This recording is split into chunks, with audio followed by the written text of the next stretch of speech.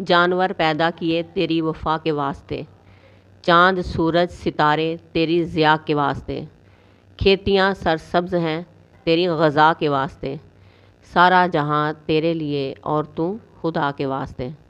اللہ رب العزت نے اس امت کو جو شرف عطا فرمایا وہ کس وجہ سے عطا فرمایا کہ تم نیکیوں کا حکم کرتے ہو اور برائیوں سے روکتے ہو، تم خدا پر ایمان لاتے ہو۔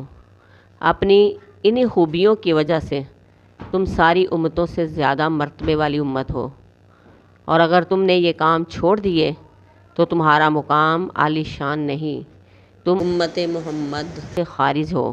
جب اس امت کی باری آئی تو اللہ رب العزت نے ساری زمین کو مسجد بنا دیا کہ انسان جہاں وقت ہو نماز کا وہاں ہی نماز پڑھ سکتا ہے۔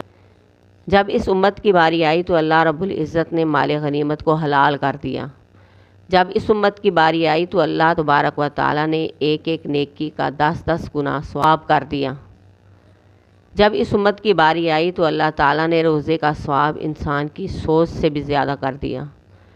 جب اس امت کی باری آئی تو کیسر و کسریٰ یہودیوں عیسائیوں کے مرتبے کو گرا کر فرمایا کنتم خیر امۃ، لیکن ساتھ ہی فرما دیا کہ یہ مرتبہ تمہیں میں اس لیے دے رہا ہوں کہ تم ان شرائط پر پورا اترو۔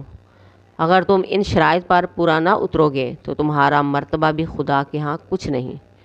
لیکن اس امر بالمعروف اور نہی عن المنکر کے ساتھ یہ بھی ضروری ہے کہ تم جس نیکی کی بات کا حکم کر رہے ہو اس پر خود بھی عمل کرو۔